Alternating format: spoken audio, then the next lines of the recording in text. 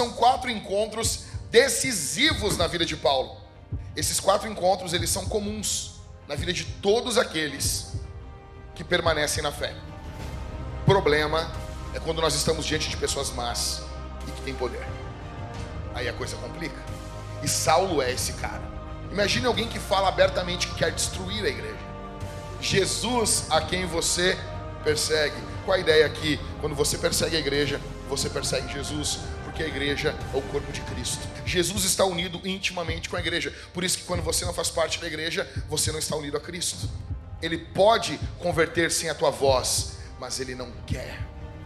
E se ele é o Senhor, ele define não apenas os fins, mas ele define também os meios. Todo convertido precisa ter sua fé testada. Você precisa encontrar oposição. Quantos crentes essa semana não ficaram falando que está vindo uma perseguição aí? Porque o nosso povo é perseguido durante 2000 anos. Então, se tem uma coisa que o crente fica espiado, é com o ditador.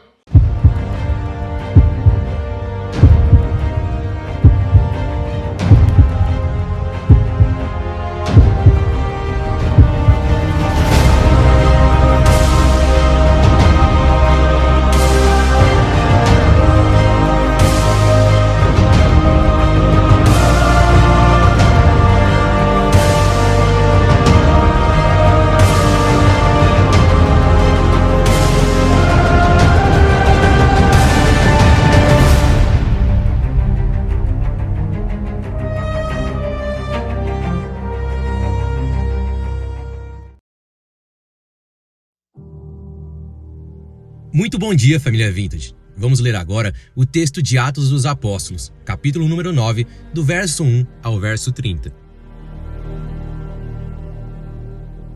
A conversão de Saulo. Atos 9, do verso 1 ao verso 9. Saulo, respirando ainda ameaças e morte contra os discípulos do Senhor, dirigiu-se ao sumo sacerdote e lhe pediu cartas para as sinagogas de Damasco, a fim de que, caso achasse alguns que eram do caminho, tanto homens como mulheres, os levasse presos para Jerusalém. Enquanto seguia pelo caminho, ao aproximar-se de Damasco, subitamente uma luz do céu brilhou ao seu redor. Ele caiu por terra e ouviu uma voz que lhe dizia: Saulo, Saulo, por que você me persegue? Ele perguntou: Senhor, quem é você? E a resposta foi: Eu sou Jesus, a quem você persegue. Mas levante-se e entre na cidade, onde lhe dirão o que você deve fazer. Os homens que viajavam com Saulo pararam emudecidos, ouvindo a voz, mas não vendo ninguém. Então Saulo se levantou do chão e, abrindo os olhos, nada podia ver. E, guiando-o pela mão, levaram-no para Damasco. Esteve 3 dias sem ver, durante os quais nada comeu nem bebeu. A visita de Ananias. Atos 9, do verso 10 ao verso 19. Havia em Damasco um discípulo chamado Ananias. O Senhor lhe apareceu numa visão e disse: Ananias. Ao que ele respondeu: Eis-me aqui, Senhor. Então o Senhor lhe disse: Levante-se e vá à rua que se chama Direita, e na casa de Judas procure um homem de Tarso chamado Saulo. Ele está orando, e numa visão viu entrar um homem chamado Ananias e impor-lhe as mãos para que recuperasse a vista. Ananias, porém, respondeu: Senhor, de muitos tenho ouvido a respeito desse homem, quanto mal tem feito aos teus santos em Jerusalém. E aqui, em Damasco, ele tem autorização dos principais sacerdotes para prender todos os que invocam o teu nome. Mas o Senhor disse a Ananias: Vá, porque este é para mim um instrumento escolhido para levar o meu nome diante dos gentios e reis, bem como diante dos filhos de Israel, pois eu mesmo vou mostrar a ele quanto deve sofrer pelo meu nome. Então Ananias foi, e entrando na casa, impôs as mãos sobre Saulo, dizendo: Saulo, irmão, o Senhor Jesus, que apareceu a você no caminho para cá, me enviou para que você volte a ver e fique cheio do Espírito Santo. Imediatamente caíram dos olhos de Saulo umas coisas parecidas com escamas, e ele voltou a ver. A seguir, levantou-se e foi batizado, e depois de comer, sentiu-se fortalecido. Saulo em Damasco. Atos 9, do verso 19 ao verso 22. Saulo permaneceu alguns dias com os discípulos em Damasco, e logo, nas sinagogas, proclamava Jesus, afirmando que ele é o Filho de Deus. Todos os que ouviam Saulo estavam atônitos e diziam: "Não é este o que exterminava em Jerusalém os que invocavam o nome de Jesus e veio para cá precisamente para prender e levá-los aos principais sacerdotes?" Saulo, porém, mais e mais se fortalecia e confundia os judeus que moravam em Damasco, demonstrando que Jesus é o Cristo. Saulo escapa dos judeus. Atos 9, do verso 23 ao 25. Decorridos muitos dias, os judeus resolveram matar Saulo, mas ele ficou sabendo do plano deles. Dia e noite guardavam também os portões da cidade para o matar. Mas os discípulos de Saulo tomaram-no de noite e, colocando-o num cesto, desceram-no pela muralha. Saulo em Jerusalém e em Tarso. Atos 9, do verso 26 ao 30. Quando chegou a Jerusalém, Saulo procurou juntar-se aos discípulos de Jesus, porém todos tinham medo dele, não acreditando que ele fosse discípulo. Mas Barnabé, tomando-o consigo, levou-o aos apóstolos. Contou-lhes como Saulo tinha visto o Senhor no caminho e que o Senhor tinha falado com ele. Também contou como em Damasco Saulo tinha pregado ousadamente em nome de Jesus. E Saulo ficou com eles em Jerusalém, entrando e saindo, pregando ousadamente em nome do Senhor. Falava e discutia com os helenistas, mas eles procuravam matá-lo. Quando isto chegou ao conhecimento dos irmãos, levaram Saulo até a Cesareia, e dali o enviaram para Tarso. A igreja cresce. Atos 9, verso 31. Assim, a igreja tinha paz por toda a Judéia, Galiléia e Samaria, edificando-se e caminhando no temor do Senhor, e no consolo do Espírito Santo crescia em número. Muito bom dia, Vintage. Bom dia. Muito bom dia. Bom dia, bom dia. Meu nome é Jackson. Eu sou um dos pastores dessa igreja aí. E deixa gritar. Criança, grita. Grita, grita, grita, grita. Coisa bem boa, né? Nós estamos em uma série de sermões em Atos dos Apóstolos. E hoje nós estamos no sermão, capítulo de número 7. Nós ouvimos aí a narração pelo Pedro, que não é apóstolo, né? É uma curiosidade, eu conheci um apóstolo Pedro, foi muito legal. Fui pregar no Rio de Janeiro, lá numa igreja, lá, e me levaram lá, e esse aqui é o apóstolo Pedro. Você imagina, é sensacional, assim, né? Um cara tão conservado, uma alegria muito grande. Bom, eu quero perguntar para vocês, assim, se vocês se lembram da época que vocês aceitaram Jesus. Quem é que se lembra? Quem se lembra? Você não se lembra, né? Ah, pastor, eu sou crente de berço, né? Não tem, né? Assim, eu quero perguntar para vocês como é que era a vida de vocês antes de vocês aceitarem Jesus. Como é que era a vida de vocês? Alguém pode me dizer aí? Como é que era? Era ruim? Tem alguém, outra pessoa aí para dizer como é que era? Eu quero saber quais os planos que você tinha. Tinha horror de crente. Ó, tá fechando aqui com o sermão. Fala, Suelen. Vazia. Quais eram os planos que você tinha? Você tinha planos. Eu tinha uns planos antes de aceitar Jesus. E quando eu aceitei Jesus, mudou os meus planos. Tinha alguém assim? Aqui? Ou não? Tinha um plano de quê? Nunca entrar numa igreja. Tu, Flavinho? É a mesma coisa. Que loucura, cara. Então, vocês tinham planos. Presta atenção. Todos nós tínhamos planos antes de aceitar Jesus. Tínhamos umas ideias loucas, às vezes até não tão loucas, mas todos nós tínhamos planos. Eu quero que você preste bastante atenção aqui. Saulo, ele também tinha planos, que foi o cara central dessa história aqui que o Pedro narrou para nós. Saulo, que depois vai ser chamado de Paulo, ele também tinha planos. Ele tinha uns planos. O que estava na agenda de Paulo ali para ele fazer? Destruir a igreja. Algo simples, algo tranquilo, né? O plano, o projeto dele era a destruição da igreja. Esses eram os planos de Paulo. Paulo, ou aqui no texto, Saulo, estava avançando em uma direção. Ele estava tendo um alvo na sua frente. Ele tinha um avanço, algo para fazer. Ele tinha um projeto de vida e o seu projeto era o fim da igreja. Só que o texto que o Pedro leu para nós, aqui nesse texto, Saulo se encontra com... Ele tem 4 encontros aqui que mudam completamente o avanço dele. Ele possui 4 encontros, eu quero que você preste atenção aqui, que são 4 encontros decisivos na vida de Paulo. São 4 encontros fundamentais na vida de Paulo. E esses 4 encontros transformam a vida dele. E deixa eu dizer uma coisa para você. Esses 4 encontros, eles são comuns na vida de todos aqueles que permanecem na fé. Se você espera permanecer na fé, você precisa ter esses 4 encontros. Se você permaneceu na fé, você passou por esses 4 encontros. São 4 encontros decisivos na vida de qualquer pessoa, de qualquer cristão. O primeiro encontro, vamos direto no texto então. Qual é o primeiro encontro de Paulo nesse texto, ou de Saulo nesse texto? O primeiro encontro é um encontro com Jesus. É o primeiro encontro dele.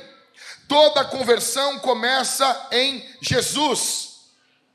Não é o Jesus da cultura, não é o Jesus de muitas igrejas, é o Jesus da Bíblia. Saulo se encontra com Jesus. Mas primeiro analisa comigo, quem era Saulo? Saulo, ele era um homem violento. Verso 1, Saulo respirando ainda ameaças de morte. A ideia aqui é esse animal. Ele está respirando como o arfar de um touro, de um boi, de um animal selvagem, louco para despedaçar sua presa. Saulo, ele é um homem violento.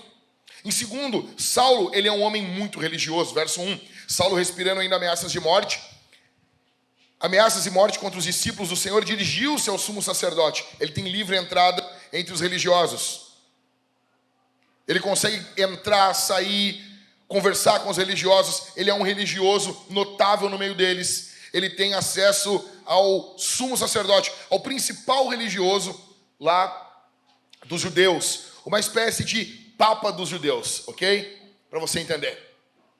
Em terceiro, Saulo, ele é um homem que odiava a igreja. Verso 2, ele pediu cartas para as sinagogas de Damasco, a fim de que, caso achasse alguns que eram do caminho, tanto homens como mulheres, os levasse preso para Jerusalém. Ele odiava a igreja. Ele odeia a igreja. Olha, vamos dar uma adiantada, só para você entender. Olha o que Saulo fala no verso de número 11, do capítulo 26 de Atos, quando ele está narrando o que ele fazia. Muitas vezes os castiguei por todas as sinagogas, obrigando-os até a blasfemar, e demasiadamente enfurecido contra eles, eu os perseguia até em cidades estrangeiras. Saulo torturava os cristãos para que eles blasfemassem contra o Senhor. Um homem maldoso, um homem cheio de demônios e de ódio, um homem completamente mau. Em quarto, Saulo é um homem que tinha o poder de fazer o mal.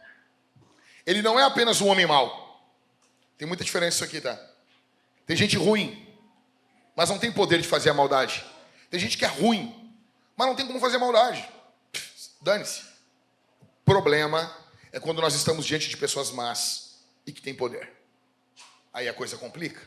E Saulo é esse cara. Saulo é um cara...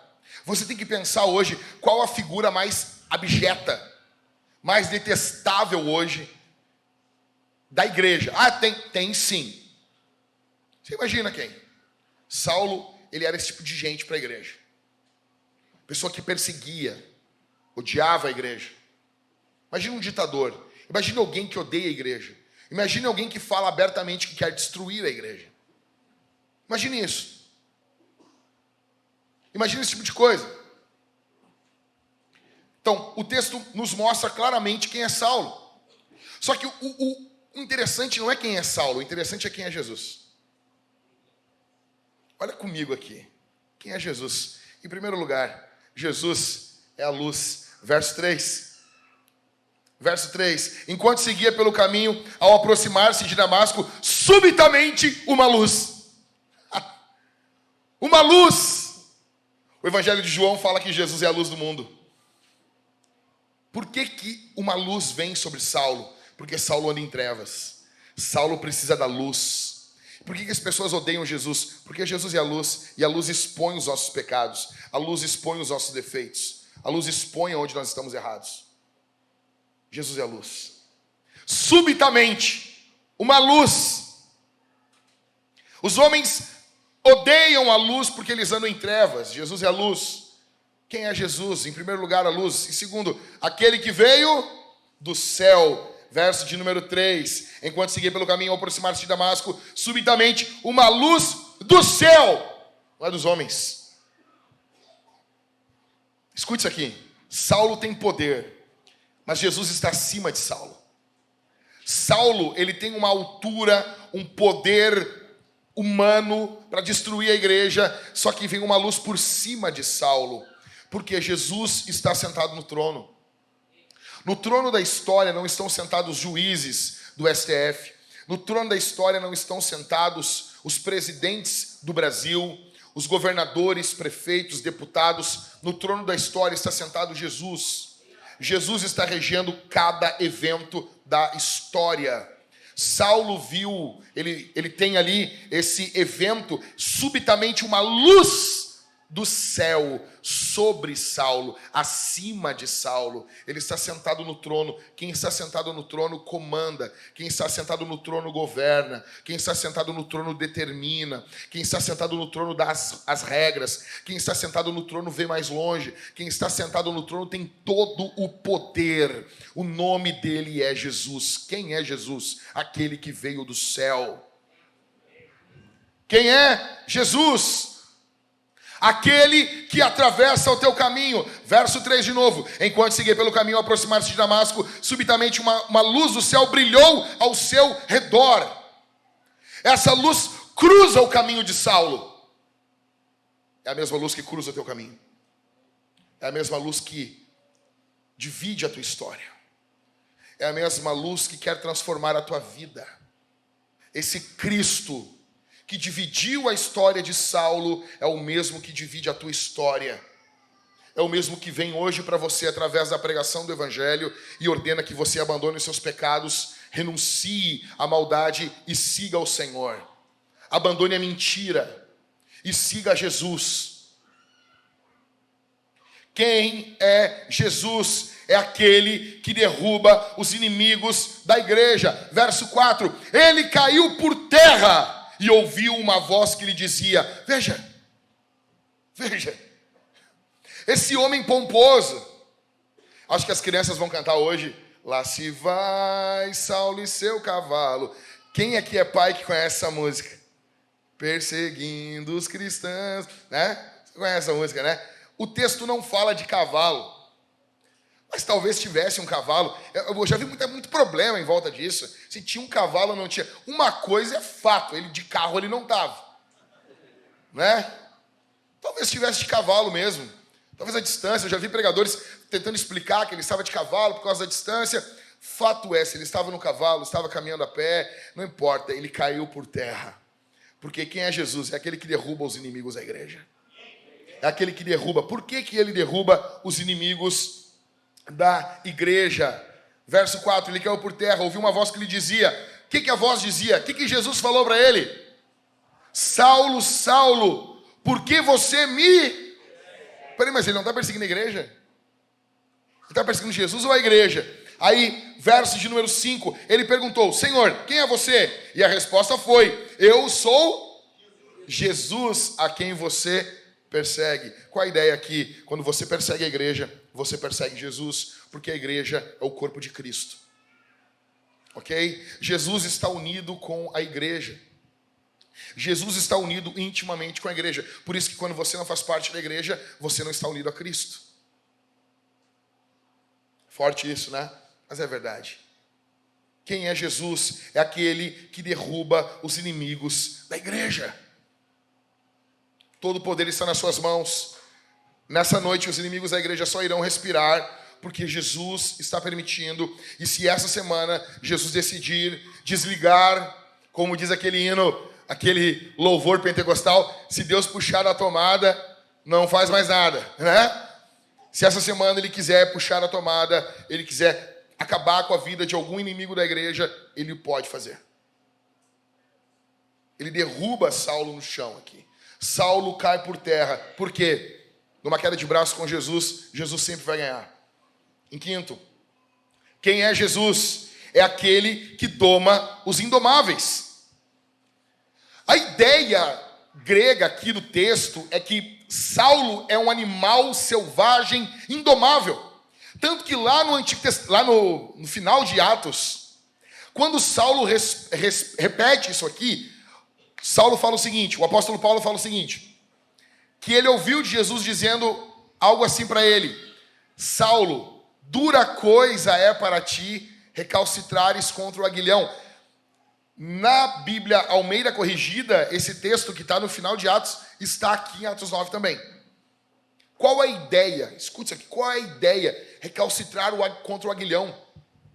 O aguilhão é uma ferramenta de ferro, um espeto muito grosso de ferro. Então, é um ferro ali, com uma solda MIG, Cássio, né? Um ferro, pau ali. E o boi, que era muito bravo, aquele espeto cutucava ele, e ele não aceitava aquilo. E ele ficava se lançando contra aquele espeto. Só que veja, é um ferro separado. E o boi ficava batendo no ferro, batendo até o boi morrer. O boi morria, porque o boi ia perder para aquele ferro. Jesus diz: dura coisa para ti, Saulo, é recalcitrares contra os aguilhões. Jesus está dizendo: Saulo, eu estou te domando. Eu te domo. Não é tu que me doma. Ele pode domar você. Tu é brabão? Ele pode amansar você. Tu é... mas comigo é assim. Eu sou crente, mas... Jesus sabe como domar você. Pastor, o meu marido, eu queria tanto que ele aceitasse Jesus. Jesus sabe como domar o seu marido. Os meus filhos estão perdidos. Jesus pode alcançar os teus filhos. Ele é aquele que doma os indomáveis. É aquele que doma, é aquele que comanda, é aquele que coloca a mão, é aquele que diz: não, daqui não vai passar. Daqui não vai passar. Ele é aquele que doma os indomáveis. Quem é Jesus? Verso 5, ele é o Senhor. Saulo cai por terra, verso 4. E no verso 5 ele diz: Senhor, quem é você? Ele é Senhor. Saulo já entendeu. Ele não sabe quem é, mas ele sabe de uma coisa: ele é Senhor. Quem é Jesus? Jesus é Senhor. E o triste é que muitas pessoas só reconhecem o senhorio de Cristo quando estão caídas por terra. Que Jesus não derrube você, para que você reconheça que Ele é o Senhor. Quem é Jesus? Em sétimo, Ele é o Deus da graça. Veja, quem é Saulo? O que Saulo fez para merecer esse encontro? O que Saulo fez para merecer um encontro com Jesus? Nada. Isso é pura graça. As pessoas vêm para mim e dizem assim: Jack, eu não acredito em eleição. Eu não acredito. Cara, eu tenho pena de quem não acredita que Deus elege pessoas. Mas quais são as marcas de um eleito? Está aqui, Atos 9. É quando Jesus encontra você, bate em você e você aceita Ele. O eleito nada mais é do que alguém que apanhou de Jesus. Glória a Deus. Pode escrever nas minhas institutas aí. Calvino gastou um tempo escrevendo: não. Eleito é aquele que um dia que se encontrou com Jesus, era cheio de pecado, Jesus salvou ele batendo nele. É isso. O que ocorre com Paulo é isso aqui. Por pura graça, por puro amor. Cara, você vai ver depois na narrativa, a gente não sabe nem se a igreja orava por esse cara. Provavelmente nem orava por ele. Talvez só Estevão lá orou: Senhor, perdoa eles. E deu. Estevão orou porque estava tomado do Espírito Santo, vendo Jesus. Pode ver. Complicado. Então, em primeiro lugar, Saulo encontrou Jesus. Você precisa de Jesus. Não tem como caminhar na vida cristã sem um encontro com Jesus. E tem muitas pessoas que querem se juntar à igreja sem nunca terem se encontrado com Jesus. Não faça isso. Você precisa de Jesus. Não, eu vou repetir isso aqui. Se você acha que eu não estou falando para você, é para você que eu estou falando. Você precisa se encontrar com Jesus. Em segundo lugar, Saulo se encontrou com uma mão amiga. Após a conversão, veja, nós precisamos de mãos amigas. Após a conversão, nós precisamos de pessoas que estendam a mão para nós. Após a nossa conversão, nós precisamos de alguém que nos ajude. Ninguém vai perseverar na vida cristã sem amigos. Depois de Jesus, o que você mais precisa para continuar um cristão é um amigo. É um amigo com uma mão amiga estendida para você. É um amigo que impõe as mãos sobre você. É um amigo que faça você ver. O segundo encontro de Saulo deixa claro para nós o que toda pessoa precisa para perseverar na fé. Então, basicamente ocorre, você ouviu aqui a narração do texto, tem um cara chamado Ananias. Que nome feio, cara. Se tiver algum Ananias aqui, me perdoe. Não me perdoe não, que é feio, teu nome é feio. Bom, só quem aqui lembra do Didi Ananias? Quem é da antiga? Ninguém lembra aqui? Só uma irmã. Tu não lembra, Dário? Não. Que vergonha, cara. Perdeu todo o teu valor. O Didi dos Trapalhões, cara. Aí ele ficava de joelho com tipo um tênis no joelho, assim, e ele era tipo Ananias. Era tosco demais aquilo. Veja, então não tem como. Eu lembro dos anos 80, eu lembro do Ananias, esse nome aqui pra mim já... É que nem o Tito. Eu já contei essa do Tito pra vocês, né? Você, já até riu ali, ó. Não dá. Tito é um nome que não dá, pra mim não dá. Então, cara, o que ocorre? Ananias, um servo de Deus, um discípulo de Jesus. Jesus chega para ele e diz assim, vai numa rua tal. Jesus tem GPS. Eu amo isso aqui nesse texto. Jesus tem um Waze, né? O Waze celestial. Vai na rua chamada direita, vai ter um cara lá orando. O nome dele é Saulo. Ananias, como é que é, Jesus? Sim, vai lá. Não, mas esse...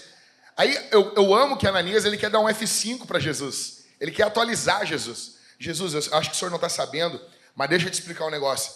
Tem esse cara, ele está fazendo coisa ruim, ele é do mal, ele é maldoso, ele é ruim. Ele pegou umas cartas, veio aqui buscar os cristãos. Aí Jesus fala, fica tranquilo, cara, fica tranquilo. Vai lá. Eu amo Jesus, Jesus é muito paciente. Vai lá porque ele é um vaso escolhido para mim. E eu vou mostrar para ele como que ele deve sofrer por mim. Ananias vai lá, né? Chega, fala com Saulo. Saulo já tinha tido uma visão que Ananias iria lá orar por ele. E Ananias vai, ora por ele, impõe as mãos. Ele cai as escamas dos olhos dele. Ele é cheio do Espírito Santo. E Ananias batiza ele. Eu amo isso. Então, veja, nós precisamos de mais Ananias. Nós precisamos de Ananias de Deus. Nós precisamos de homens e mulheres com esse ministério, com essa chamada. E eu quero dar para vocês aqui 7 marcas dos Ananias de Deus. Olha comigo.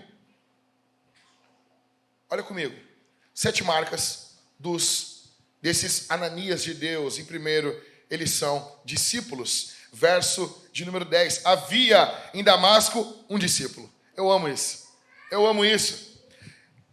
O que é um discípulo? Atenção. O que é um discípulo? Aquele que segue alguém. Ananias é um discípulo de Cristo, é um seguidor de Cristo. Ele imita Cristo, ele é parecido com Cristo. Se você quer ajudar as pessoas, se você quer estender a mão para elas, se você quer ajudar as pessoas a se converter, como diz Bill Hybels, a passar pela linha da conversão, você precisa ser um seguidor de Cristo. Você precisa, atenção aqui, gente. Você precisa ser um seguidor de Jesus. A segunda marca dos Ananias de Deus é que eles são prontos. Verso de número 10. Acompanha comigo. Verso 10. Havia em Damasco um discípulo chamado Ananias. O Senhor lhe apareceu numa visão e disse, Ananias. Ao que ele respondeu, eis-me aqui, Senhor. Eu amo isso. Cara. Ele está pronto para fazer a obra de Deus. Ele está pronto para ser usado por Deus. Eis-me aqui, Senhor. Quase que, bateu uma continência. Estou pronto. Tinha um amigo meu na infância. Nós jogávamos futebol às 6 da manhã. Eu não sei o que a gente tinha na cabeça. 6 da manhã a gente marcava, vamos jogar futebol às 6 da manhã. Tipo, guri. Aí tinha um amigo meu, a casa dele era uma casa de 2 pisos, e o quarto dele ficava na parte de baixo da terra. Então, a janela ficava metade para a parte de cima dali do pátio dele, e metade para baixo, tinha uma descida. E daí, tipo, mais ou menos umas 15 para 6 da manhã, a gente chegou, eu e os guris assim, né? E a gente bateu na janela. Opa! Daí a gente mesmo abriu a janela dele, assim, né? E ele tava deitado, tapado, assim. Eu disse, ô Pablo, vamos lá, meu, tá na hora. Aí ele se levantou, sentou na beira da cama, tirou. Quando ele tirou aquele lençol, aquele edredom de cima dele, ele tava com a roupa do jogo já. E ele tava já com os tênis do jogo, ele dormiu com os tênis. E ele tirou e fez assim, tô pronto. Tipo Ananias. Jesus fala com ele, tô pronto. Tô pronto. Ok? Eles são prontos. Em terceiro, eles são enviados. Verso de número 11. Então o Senhor lhe disse, levante-se e vá à rua que se chama direita, na casa de Judas, procure um homem de Tarso, chamado Saulo, ele está orando. Quem envia ele é Jesus, não são os homens. Ele é enviado por Jesus. Eu pergunto para você, Jesus nunca enviou você? 10 anos de crente, 15 anos de crente, nem um enviozinho, nenhum michuruca, nenhum enviozinho da Shopee, nenhum. Jesus nunca enviou você em lugar nenhum. Jesus nunca disse, fala para ele do meu amor, lugar nenhum. Ou você foi desobediente, ou você ficou com medo. Eu estou vendo aqui Jesus falando com um cara. Jesus não envia você? Essa semana que passou, você falou de Jesus para uma pessoa, para uma só, não é duas. Olha só, na Vintage a gente pede que os membros, eles testemunhem Jesus uma vez por semana. É o mínimo. 66% dos crentes aqui evangelizam no mínimo uma vez por semana. Mas nós temos 33%, 1/3 da igreja. Aqui eu estou falando só de adultos, tá? Que é complicado. Que é complicado demais. E aqui ele te conta tudo. WhatsApp, SMS, código Morse, tudo. Jesus não enviou você? Quem são os Ananias de Deus? Eles são discípulos. São discípulos prontos. Eles são discípulos prontos e enviados. Em terceiro, eles usam suas mãos para abençoar. Pula para o verso 17 comigo. Então Ananias foi e entrando na casa, impôs as mãos sobre Saulo. Cara, que demais isso. Jesus podia ter feito isso sem as mãos de Ananias? Podia ou não podia? Mas ele não quer. Ele pode fazer o que ele quiser sem as tuas mãos. Mas levanta a mão assim, ó. Levanta a mãozinha. Levanta a mãozinha santa. Ele quer usar essas mãos. Ele quer usar as tuas mãos. Ele quer usar as tuas mãos para cura. Ele pode curar sem as tuas mãos, mas ele não quer. Ele pode converter sem a tua voz, mas ele não quer. E se ele é o Senhor, ele define não apenas os fins, mas ele define também os meios. E você é o meio de Deus. Ele quer usar você. Outra coisa, a ideia de mãos na Bíblia não é apenas as mãos físicas. Mão dá a ideia de recurso. Ananias está usando os seus recursos para o bem do próximo. Você usa os seus recursos para o bem do próximo? Quem são os Ananias de Deus? Eles são amorosos. Verso 17, olha comigo. Então Ananias foi entrando na casa, impôs as mãos sobre Saulo, dizendo, Saulo, o quê? Vamos lá, gente. Fica com a Bíblia aí, não fecha a Bíblia. Vamos lá. Saulo, irmão. Olha que fera esse. Quando ficou claro para Ananias que Saulo era um deles, acabou. Saulo, irmão. O que é irmão? Irmão é meu igual. Irmão é meu igual. igual. Saulo, a gente tem o mesmo pai agora. Saulo, agora a gente é uma família. Bem-vindo, irmão. Os Ananias de Deus, eles são amorosos. Em sexto, os Ananias de Deus. Sétima marca, a presença deles ao meio de graça. Verso de número 17. Então Ananias impôs sobre Saulo, as mãos sobre Saulo, dizendo: Saulo, irmão, o Senhor Jesus que apareceu a você no caminho para cá me enviou para o quê? Para um fim. Para que você volte a ver e fique o quê? Cheio do Espírito. Jesus podia ou não podia encher Saulo do Espírito Santo sem a presença de Ananias? Podia ou não podia? Podia. Mas ele não quer. Ele não quer. Ele quer que o dom que você tenha dependa do teu irmão. E que o dom que o teu irmão tenha dependa de você.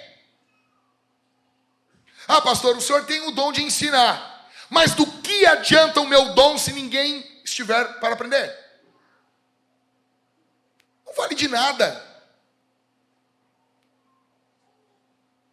Você tem o dom de curar, o outro tem o dom de profetizar, o outro tem o dom de fazer milagres, o outro tem o dom do auxílio, e isso é um corpo.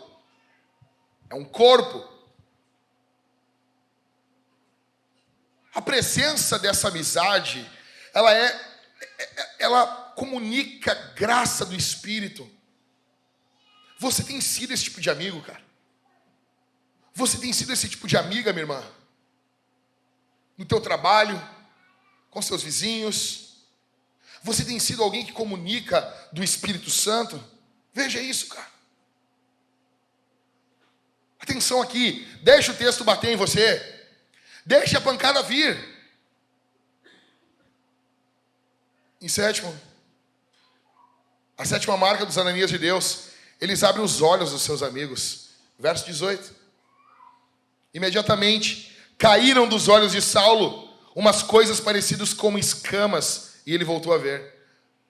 Ananias disse: eu fui enviado aqui para abrir seus olhos. Verdadeiras amizades abrem os olhos dos seus amigos. Eles falam, eles aconselham, eles ajudam, eles oram, eles intercedem, eles impõem as mãos, eles confrontam. Se você quer ser usado por Deus para a maturidade das pessoas, para que pessoas se fortaleçam na fé, você precisa dessas 7 marcas. Grave isso aqui, bate forte isso aqui, poste isso aqui, marca, vai, vive. Vive mais uma semana, crente. Primeiro encontro de Saulo foi com Jesus. Segundo encontro de Saulo foi com uma mão amiga. Eu pergunto, você é um Ananias de Deus? Ah, pastor, mas não é tanta coisa que ele fez. Vamos comparar aqui e fazer uma média. O apóstolo Pedro ganhou quantas almas para Jesus em um sermão? Quantas? Tipo, quase 3.000. É gente? Quase 3.000 almas se converteram. É gente? Diz o nome de uma só aí para mim. Diz o nome de uma alma aí. Crente das antigas chama de alma. As pessoas não são gente, elas são uma alma. Primeira vez que eu fui na igreja, eu me lembro que assim, tá vindo para frente 3 almas. Eu olhava, onde que eles estão aqui? Esses crentes, eles enxergam alma no meio deles. Então vamos lá, vintage. 3.000 almas se converteram. Tu lembra o nome de algum? Atenção aqui, gente. Não lembra. Ananias aqui participou ali da conversão de um cara. Mas olha esse cara. Pô, né? Então vamos imaginar aqui, né, que o reino de Deus é como uma pirâmide. Calma aí, o Jack enlouqueceu. Não. Tu ganha uma alma para Jesus, esse cara ganha, o teu galardão vai aumentando. Ok? Crente que tu tava no Telex Free, crente sem vergonha. Chegaram numa piramidezinha, né? Ah, os crentes já se reúnem, já aquela choradeira. Então veja, eu me lembro, me levaram uma vez na reunião da Herbalife, na casa de um irmão da igreja. Cara, aquilo era uma seita. Era uma seita. O cara chegou de Porsche. O cara chega de Porsche e já desconfia já, né? Mas beleza. Aí, imagina se fosse como uma pirâmide, o reino de Deus. Tu ganha uma pessoa para Jesus, essa pessoa ganha outra pessoa, que ganha outra pessoa, e o galardão só aumenta. Tu imagina o galardão do apóstolo Pedro comparado com o galardão de Ananias. Ananias, digamos que ele ganhou só Saulo para Jesus, e agora ele vai viver a vida toda de lucro. É um investimento. Ok? Qual a ideia aqui? A ideia é, nunca despreze a pessoa para o qual você vai pregar o evangelho. Porque você tem que imaginar essa pessoa crente. Use a tua cabeça e tente imaginar o potencial redentivo dessa pessoa. O potencial redentivo não é ela, é o que Deus pode fazer nela. O potencial redentivo, eu sempre penso assim, eu imagino a pessoa e eu fico imaginando ela crente. Eu acho que se ela fosse crente, ela ia fazer isso. Então eu me relaciono diferente com essa pessoa. Eu tenho um relacionamento muito diferente com ela. Quando eu imagino essa pessoa convertida. Primeiro encontro de Paulo com Jesus. Segundo, com uma mão amiga. Terceiro, ele se encontrou com oposição. Deixa eu explicar uma coisa para você aqui. Todo convertido precisa ter sua fé testada. Todo. Você precisa encontrar oposição.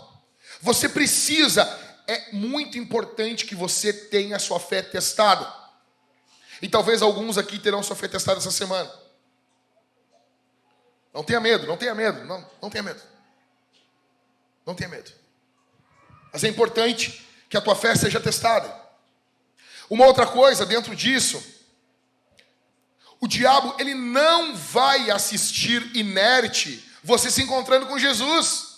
E o diabo, que bonito, olha só, Saulo estava no meu time, né? Estava jogando no Inter,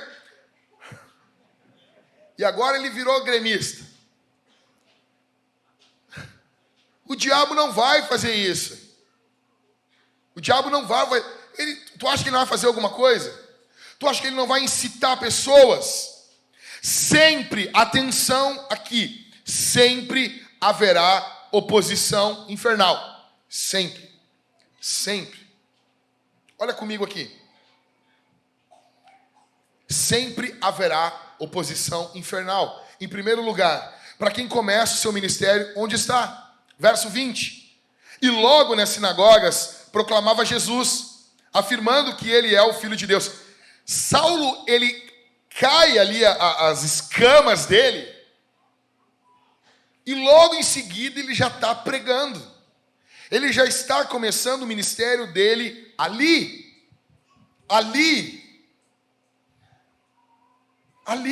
Saulo começa ali mesmo. Deixa eu dizer uma coisa.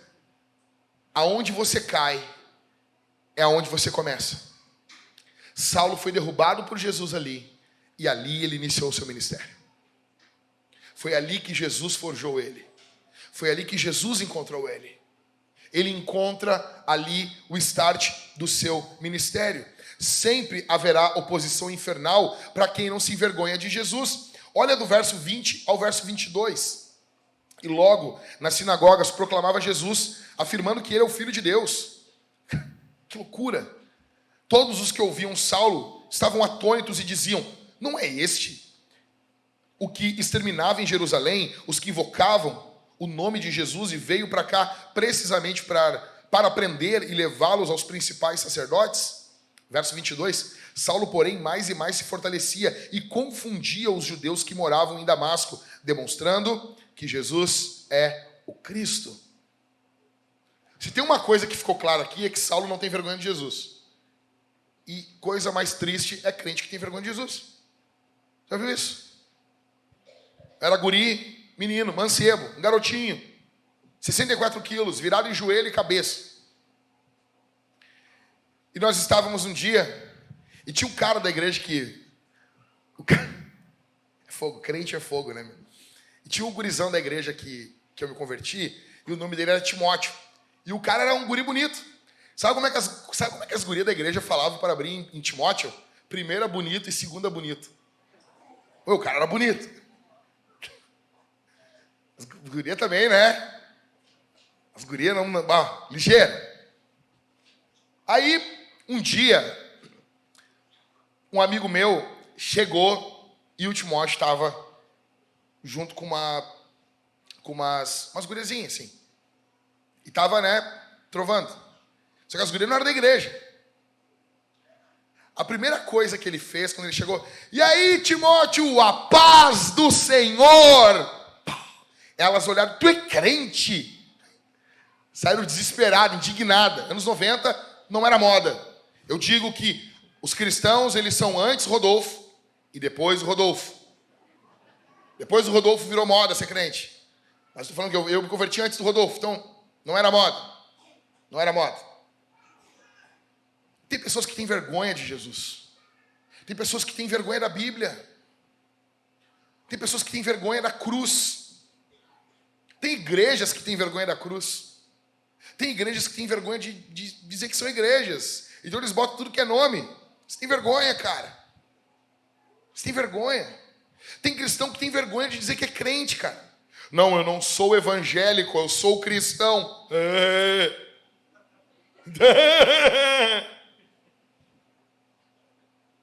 Eu não sou crente, eu sou cristão. Porque crente até o diabo... Ah, entendi. Agora, porque o diabo acredita em Deus, eu não posso acreditar também. Eu só não posso acreditar apenas como o diabo acredita. Que Deus existe.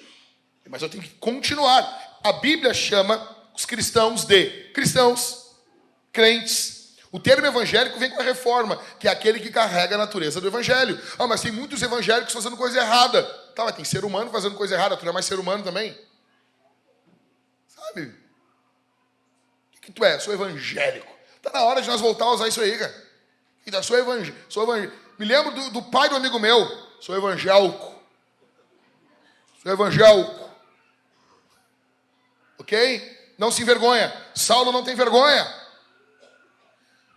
Sempre haverá oposição infernal aos crentes que não se rendem.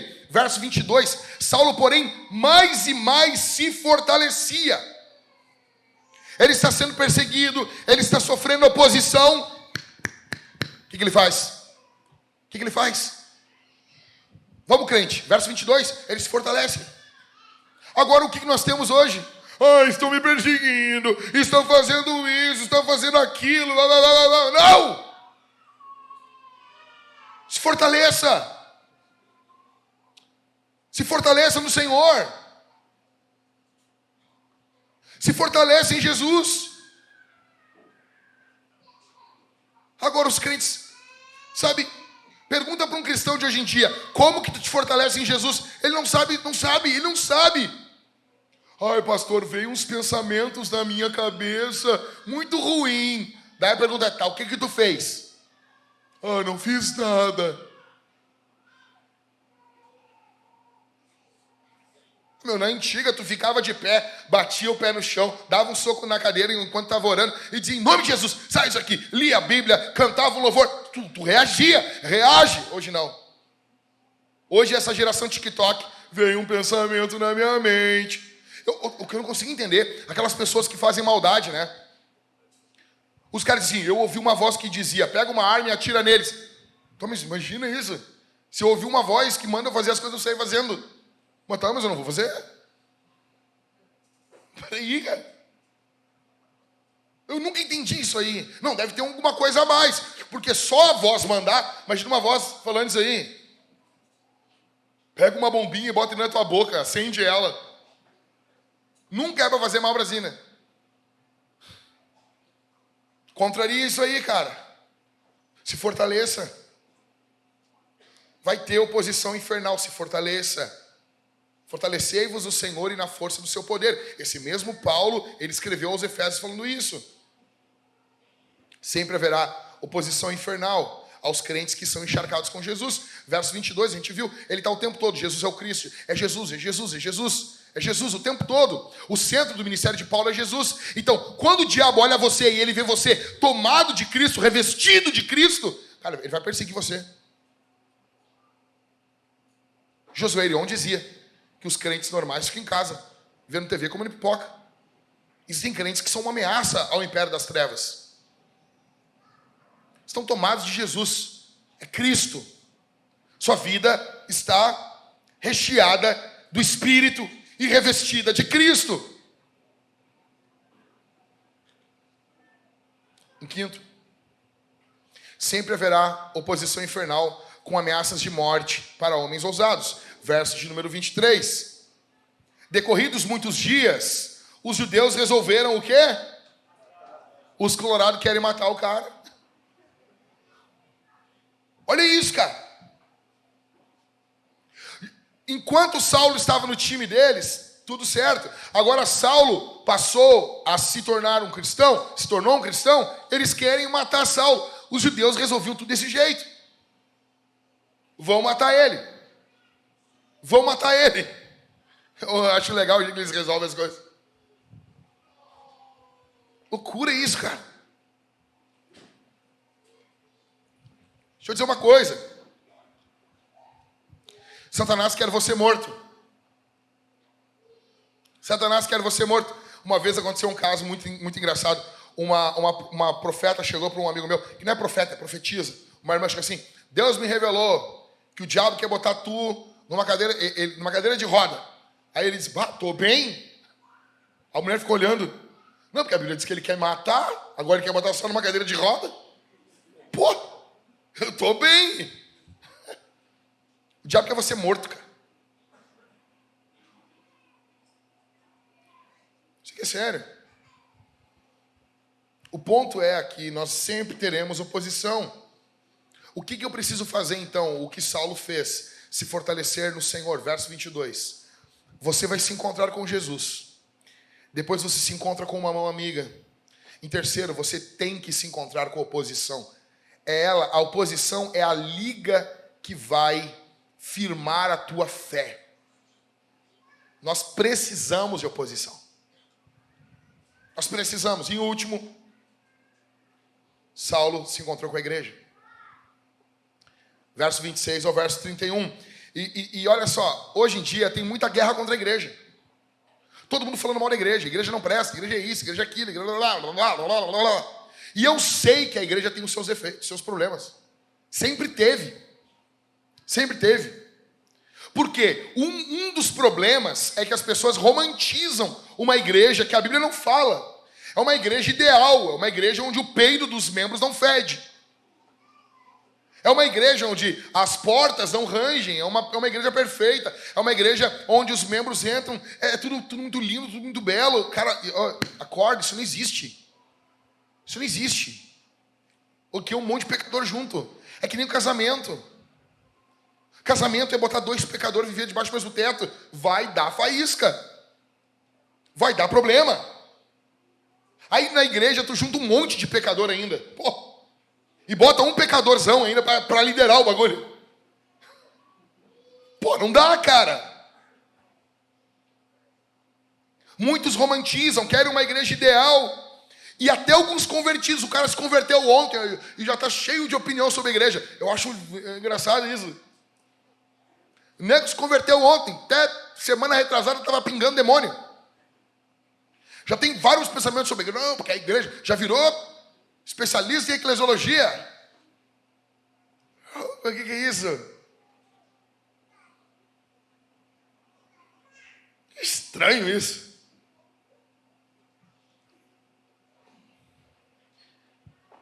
Só que os convertidos, eles não chegam na igreja ideal, eles chegam na igreja real.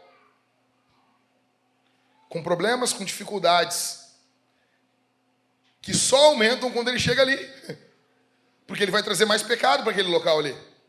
Aquele local já tem, quanto mais pessoas vier, mais pecado, mais problema. Simples assim. Veja, Saulo e a igreja real. Em primeiro lugar, Saulo chega e ele é rejeitado. Verso 26. Quando chegou a Jerusalém, Saulo procurou juntar seus discípulos de Jesus. Quem são os discípulos? A igreja. Porém, todos tinham medo dele, não acreditando que ele fosse discípulo. Veja, o grego aqui, ele procurou continuamente se juntar aos discípulos. Ele procurou isso muitas vezes. Não tem romance aqui. Não tem igreja perfeita aqui. Saulo foi rejeitado num primeiro momento. Pô, quando eu estava matando ele, estava ruim. Agora que eu quero me juntar a ele, está ruim ainda. Meu velho, bem-vindo ao mundo real. Porque esse povo não tem uma bola de cristal. Esse povo não viu ainda, ô Saulo, ô bonzão. Esse povo ainda não viu ainda os frutos. Então é normal crente ter medo de perseguição. Por exemplo, quantos crentes essa semana não ficaram falando que está vindo uma perseguição aí? Não, sério mesmo. Eu falo, todo mundo fala, vamos lá. Por quê? Porque o nosso povo é perseguido durante 2000 anos.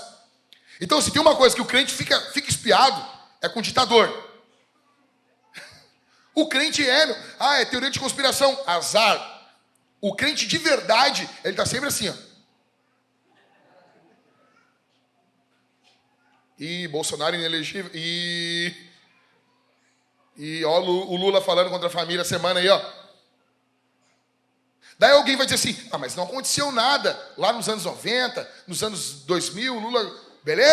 Beleza, eu sei. A igreja continuou, a igreja cresceu, tranquilo. Mas eu não arrisco nada. Eu não arrisco, por quê? Porque eu sou crente. E se tem um povo que sabe o que é isso, se você lê a história da igreja, é perseguição. O que acontece com Paulo aqui é a mesma coisa. O povo está espiado. Ih, quem é esse cara aí? Os caras olham para Paulo está com uma harpa cristã na mão. Quão cego eu andei e perdido vaguei. Ih, rapaz. E tá estranho isso aí, hein?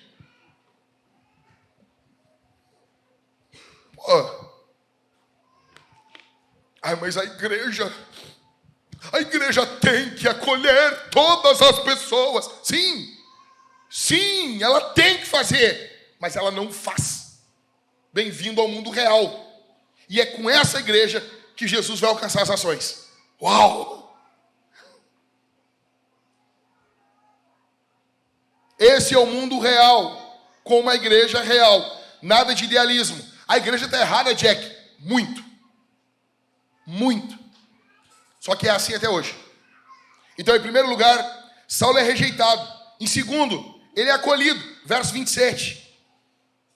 Mas Barnabé, filho da consolação, quer dizer o nome dele, tomando consigo, levou aos apóstolos. Contou-lhes como Saulo tinha visto o Senhor no caminho e que o Senhor tinha falado com ele.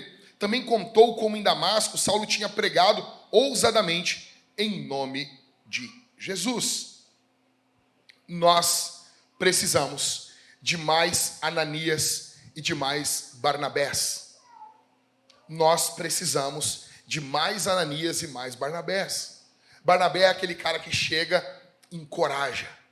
Nós já vimos esse nosso campeão lá no capítulo 4 ou no capítulo 5, quando ele vendeu um terreno e doou para a igreja. Ele é um homem generoso, ele é um homem bondoso. Nós vamos ver ele é o cara que está encaminhando Paulo. No capítulo 11, se não me engano, é ele que vai levar Paulo para Antioquia, para a igreja, para a grande igreja de Antioquia. É ele, junto com Saulo, que vão sair na sua primeira viagem missionária juntos. Ele é demais. Então ele pega a mão de Paulo e ele leva Paulo até os apóstolos. Ele é acolhido. Essa igreja acolheu ele. Veja. Em terceiro, ele foi encorajado por essa igreja. Verso 28. E Saulo ficou com eles em Jerusalém, entrando e saindo, pregando ousadamente em nome do Senhor. Verso 28. Isso mostra o quê? Que a igreja acolheu ele e respaldou até o ministério dele. Agora ele não só foi acolhido, como ele já está até pregando. E a igreja respaldando ele. A igreja recebeu ele. A igreja acolheu ele. A igreja o encorajou. Verso 29 e 30. Saulo, ele foi enviado por essa igreja. Olha comigo. Verso 29 e 30. Falava e discutia com os helenistas. Mas eles procuravam o quê? Os caras, bicho ruim, né, meu? Quando isso chegou ao conhecimento dos irmãos, levaram Saulo até Cesareia e dali o enviaram para Tarso. Os caras enviam Paulo. A história inicia de que jeito aqui? Saulo saindo de Jerusalém com um mandato para prender os cristãos fugitivos. E ele termina com Saulo saindo de Jerusalém como um cristão fugitivo. Olha que ironia. A história inicia com Saulo indo prender os cristãos fugitivos e encerra com Saulo como um fugitivo. Deus está invertendo o caminho de Paulo, assim como o caminho de muitos aqui antes da sua conversão. Ou você que chegou aqui e não é cristão. Jesus quer mudar a tua história. Jesus quer mudar o curso da tua vida. Tu tinha uma ideia, eu quero fazer isso, eu quero ser aquilo, eu quero ser bem sucedido. Deus tem um outro projeto para você. Deus tem um outro projeto completamente diferente para você. Saulo estava perseguindo os caras que estavam fugindo e termina com ele fugindo. Isso é louco. Isso é louco. Fechando. Em primeiro, você precisa se encontrar com Jesus aqui? Você já é cristão? Você conhece Jesus? Ou você está visitando aqui hoje? Você precisa de Jesus? Jesus, ele é o Filho de Deus que veio a esse mundo. Você é pecador, você sabe que você é pecador. Você peca por omissão e por comissão, por coisas que você faz de errado e por coisas certas que você deixa de fazer. Você tem uma culpa diante de Deus que você não pode pagar. Você precisa que alguém pague essa culpa no seu lugar. Esse alguém é Jesus. Ele veio a esse mundo, viveu uma vida perfeita, sem nenhum pecado. E ele morreu em uma cruz. E todos aqueles que colocam a sua confiança nele, em Jesus, são salvos. Todos aqueles que confiam no que Jesus fez, como ele viveu, como ele morreu e ressuscitou, eles são salvos. A primeira pergunta para você: você precisa se encontrar com Jesus aqui? Jesus está aqui. Jesus chama você. Jesus alcança você. Jesus perdoa você. Pastora, que não sabe o que eu fiz. Jesus perdoa você. Eu sei o que Cristo fez. E o que Jesus fez na cruz do Calvário é maior do que você fez. Em primeiro lugar, eu pergunto: você precisa se encontrar com Jesus? Em segundo, você precisa de uma mão amiga aqui? Você já se encontrou com Jesus e você precisa que alguém estenda a mão para você? Ou você deve ser a mão amiga de alguém aqui? Você já é um cristão e Deus está chamando você para estender a mão para pessoas, para ajudar pessoas, para acolher pessoas. Em terceiro, você está se encontrando com qual oposição hoje? Qual oposição que você está se encontrando? Você está sendo perseguido no seu trabalho? Você está se encontrando com oposição? Você já se encontrou com Jesus? Você tem sido ajudado pelos irmãos, mas você está vivendo uma fase de oposição entre os familiares, que é uma das piores oposições que existem. Ou você está enfrentando oposição dentro da sua casa, seu cônjuge, seus filhos, seus pais. Isso ocorre muito. Escuta o que eu vou dizer aqui. Olha aqui para mim. Isso aqui é mais comum do que você imagina. A menina não ia em igreja, não ia em lugar nenhum.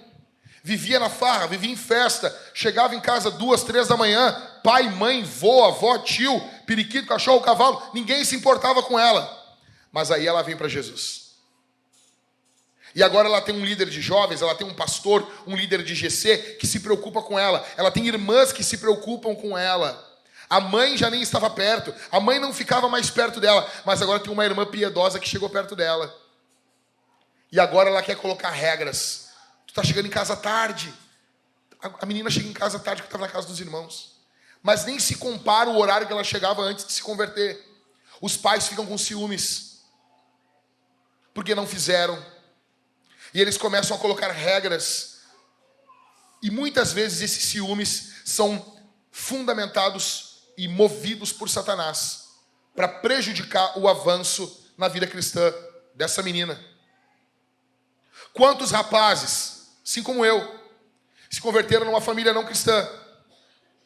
Minha casa, se você chegasse na minha casa e torcesse a minha casa, pingava demônio. Pingava demônio.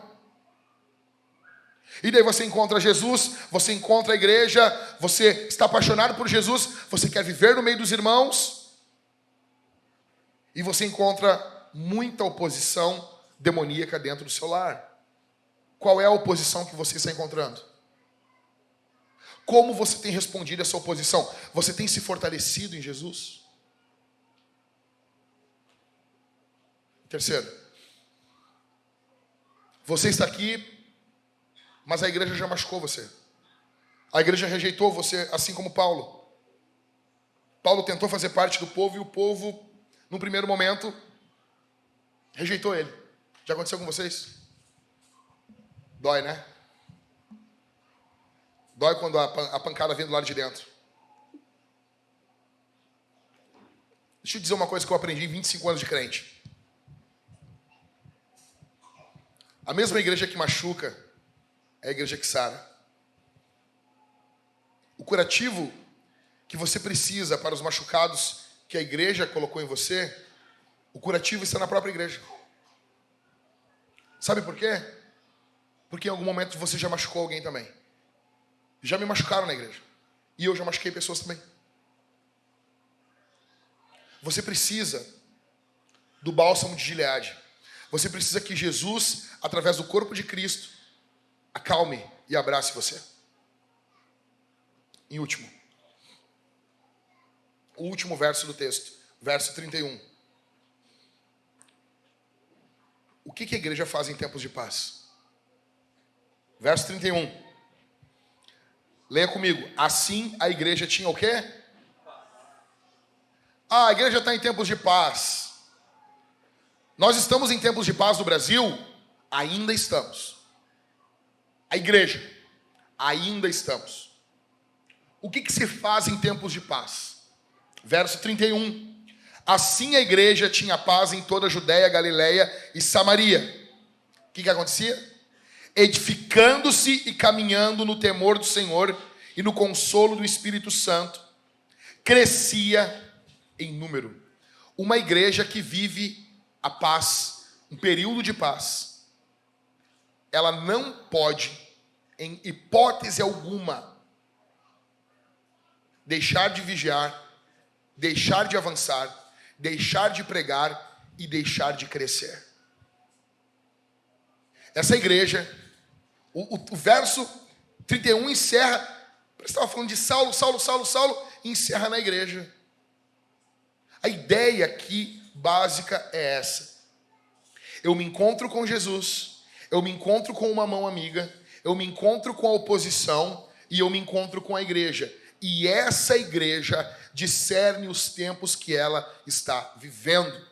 E ela vive de acordo com esses tempos. Agora é hora de treinarmos líderes, edificarmos nossas crianças, treinarmos nossos jovens, treinarmos nossos adolescentes, plantarmos igreja para a próxima estação que está chegando. Como vai ser essa estação? Não sei. Mas o Senhor da Seara sabe. Agora é hora de servirmos. Agora é a hora de servirmos. Nós vamos responder esse sermão de 3 formas. Em primeiro lugar, nós vamos cear com os nossos irmãos. Olha para mim aqui, gente. Olha para mim. Nós vamos cear com os nossos irmãos. Nós vamos comer e beber com os nossos irmãos. Nós vamos nos juntar aos nossos irmãos. Nós vamos confessar que nós acreditamos na igreja. Ok? Que nós acreditamos na igreja. Nós vamos confessar que nós acreditamos na igreja. Nós vamos confessar que a igreja é o corpo de Cristo, comendo e bebendo junto com os nossos irmãos. Quem participa da ceia? Aqueles que estão em Cristo. Aqueles que se encontraram com Jesus.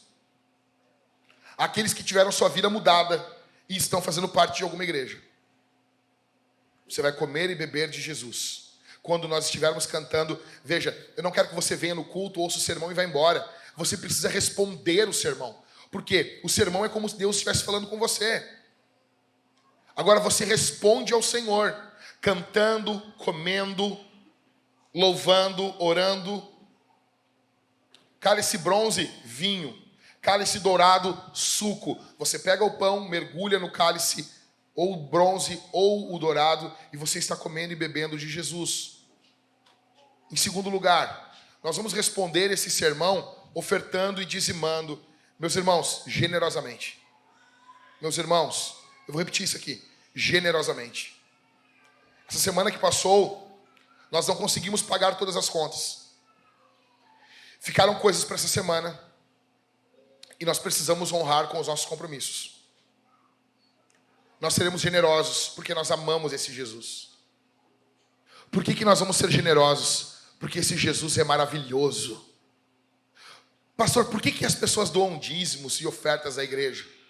É para que eu me torne participante disso. Deus não precisa da mão de Ananias estendendo sobre Paulo. Deus, deixa eu dizer um negócio aqui, ó, olha aqui. Deixa eu te falar um negócio. Deus não precisa da tua e da minha mixaria. Porque o que nós damos, não importa, se você doar aqui 10 mil reais, nós vamos ficar muito felizes. O Everton, nós vamos botar algumas contas em dia. Vai ser uma bênção. Só que perto daquele que tem tudo, 10 mil reais é uma mixaria. Deus não precisa. Só que é um privilégio. Deixa eu dizer uma coisa aqui. É um privilégio, porque você não vai ter dinheiro para dar na eternidade. É um privilégio você pegar hoje o dinheiro, que é um resumo de uma vida, porque o dinheiro, ele equivale ao tempo da tua vida. É uma forma de doar vida. Quando você doa dinheiro, você está doando vida. Essas caixas de som aqui, ó. Olha aqui, essa aqui. Essa aqui e aquela outra ali. Elas eram nossas caixas de frente antes. Essas duas caixas, mais uma mesa, um negócio, nós compramos com o dízimo de uma herança. Uma irmã ganhou uma herança, um pedaço de uma herança, doou o dízimo dessa herança. E eu me lembro, lá em 2000, que ano foi aquilo, Ever, mais ou menos? 2016 ou 2017? Acho que foi 16. 2016 nós estávamos indo comprar essas caixas, o Everton e eu. E eu disse bem assim pro Everton na ida. Óbvio que o Everton não ia fazer piada nem nada, mas eu prefiro sempre falar. E eu disse, Everton, nós temos que ir com o maior temor comprar essas caixas que a igreja precisa. Nós tínhamos apenas uma caixa multiuso da igreja. Nós temos que ir com o maior temor, porque esse dinheiro que nós estamos pegando na mão, que essa irmã doou esse dízimo, ele é a vida de alguém. Alguém viveu, juntou esse dinheiro, algum patrimônio, isso é uma resposta da vida da pessoa. E essa pessoa está doando esse dinheiro, e nós temos que usar esse dinheiro de forma cultica. Olha para mim aqui, o apóstolo Paulo fala em Filipenses 4, quando vocês mandaram as ofertas, eu recebi isso como um aroma agradável. O termo aqui é o mesmo termo das ofertas do Antigo Testamento, mostrando que há uma correlação, sim, entre as ofertas do Antigo Testamento e as ofertas do Novo Testamento. Deus recebe isso como um aroma agradável. Só que hoje, por causa das igrejas caça-níqueis, o dinheiro, o momento da oferta, ele se tornou vandalizado no meio da igreja. As pessoas não podem mais falar de dinheiro. Parece que o culto estava espiritual até o momento da oferta. Daí quando chega o momento da oferta não é mais espiritual. Porque nós divorciamos a vida cristã da vida real. E na vida real o dinheiro importa. O dinheiro faz parte da vida real. É por isso que Jesus chama você. E em João, no Evangelho de João, quando aquela viúva pobre dá aquela sua única moedinha na obra de Deus, como que ficaram sabendo disso? A Bíblia diz que Jesus estava do lado do cofre, do lado do gasofilácio. As pessoas vinham, largavam suas ofertas ali. Imagina isso agora, cara. Nós botar os pastores na maquininha de cartão. Nós botar os pastores do lado do gasofilácio. Quando tu vai entregar o dinheiro, ele olha bem na tua cara e olha a nota e olha ali. Imagina isso. Ah, pastor, mas o que é isso? Foi isso que Jesus fez. Jesus ficava do lado, olhando, cuidando quanto que eles estavam colocando ali. Ah, mas é louco isso, né? Isso continua acontecendo até hoje. Nós não precisamos botar os pastores do gasofilácio. Jesus está ali, olhando. E Ele olha para o teu coração. E Ele sabe se você pode doar mais. Ele sabe quanto Ele tocou no teu coração para você ofertar e para você dizimar. Ele sabe como Ele vem falando com você, para você ser mais desapegado com os bens materiais. Existem bênçãos separadas para pessoas que são desapegadas. E você não usufrui disso. Você não se apropria disso. Porque você tem se tornado uma pessoa avarenta, apegada ao dinheiro. Nós vamos responder ofertando de forma generosa aqui. Escuta aqui. De forma generosa. Gente, a Vintage tem que se acostumar com show de criança. Vocês só querem fazer filho. Sim, fazer é bom, né? Mas não dá para botar fora depois. Então, não é só a criança chorar. Ela tem que chorar e tu prestar atenção no que o pregador está falando. E deu. E nós vamos assim até morrer. Entendeu? É nós. Cada um aqui faz 5, 6 filhos. Como é que, cadê o Gambert? O Gambert está aqui? Quanto que está agora lá? Tu vê, o nome da Mari no meu WhatsApp tá salvo como Mari e 5 filhos. Já está atrasado. Deixa chorar. Presta atenção. Nós vamos ofertar e dizimar com alegria aqui. Com alegria. Já ensine seu filho a fazer isso. Ensine seu filho a ser generoso. Atrás você tem QR Codes ali. 2 QR Codes nessas colunas. Você bota o seu celular ali. Você coloca o seu aplicativo do banco. Você bota ali, você faz o Pix. Você pode transferir para a igreja. Você pode fazer isso também através das máquinas de cartões ou através de 2 gasofilácios de madeira que tem no fundo ali da igreja. Você pode chegar e colocar o seu dinheiro físico. Nós temos 2 irmãos com as máquinas de cartões ali atrás. E nós vamos cantar a Jesus. Olha só, olha só. Deixa eu dizer um negócio para você. Quinta-feira eu vim aqui no GC conversar com os irmãos. Cara, o som aqui do lado, quinta, às 9 da noite, tava alto pra caramba. Não, mas pensa alto. Ah, mas a igreja tem que ser diferente. Calma. Calma, acusadorzinho. Calma. Cara, eram uns tambor. E agora, os caras estão microfonando os tambor. Bora, mano, tão moderno. Estão com um aplicativo de búzios agora. O bicho tá pegando. Sério? Sério? Ó, não, mas eu não tô brincando. Tem aplicativo de búzios. Nem mais tira os dentes do boi mais. É um aplicativozinho. Tu aperta o botão ali, vira ali, vê uma cartinha, um negócio. Cara, os caras estão modernos. E ninguém reclama do som. E ninguém reclama deles cantando. Eu sei que nós não vamos nos basear nisso. Nós estamos vendo um prédio para nos mudar, e Jesus vai abrir essa porta. Mas nós temos um culto a fazer aqui ainda hoje. Nós temos canções a cantar hoje aqui. E nós vamos cantar a Jesus. E eu quero que você cante bem alto. Que você levante sua voz. Que você responda essa pregação. Ok? Amém? Amém. Obrigado por esse povo, Senhor. Obrigado por esses irmãos que ouvem a Tua palavra. Que eles sejam abençoados pelo Senhor. Que eles sejam abençoados por Ti. No Teu nome. No poder do nome de Jesus. Em nome de Jesus. Que eles sejam encorajados. Que eles sejam transformados. Abençoa os Teus filhos, Senhor. Todos eles. Que vão ofertar. Que vão dizimar para que Tua obra avance. Para que Tua obra não pare. Abençoa os Teus filhos que estarão durante essa semana evangelizando, falando do Senhor, alcançando pessoas com mãos amigas, em nome de Jesus. Abençoa esse povo que está aqui, que ouviu a Tua palavra. Que os GCs essa semana sejam uma bênção, sejam cheios do Teu Espírito. Que haja cura essa semana. Que dons se manifestem aqui, Senhor. Pelo poder, pela autoridade do nome de Jesus. Nós temos péssimas notícias. essa semana, vindas do governo. Nós temos péssimas notícias essa semana, vindas do judiciário, vindas do TSE. Mas do céu nós temos uma ótima notícia. O Senhor vai estar conosco todos os dias, até a consumação dos séculos. O Senhor está conosco hoje. O Senhor vai estar conosco nessa segunda-feira, quando nós nos levantarmos e formos para os nossos trabalhos.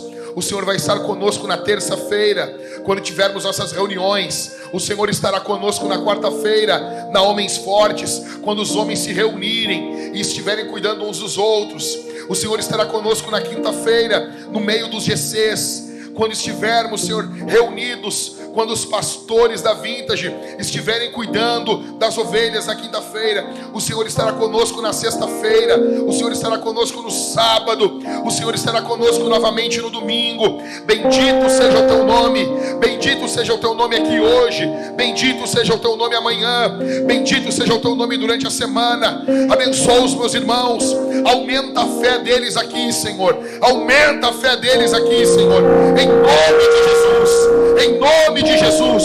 Que o inferno retroceda, que a igreja avance pelo poder e pela autoridade do nome de Jesus.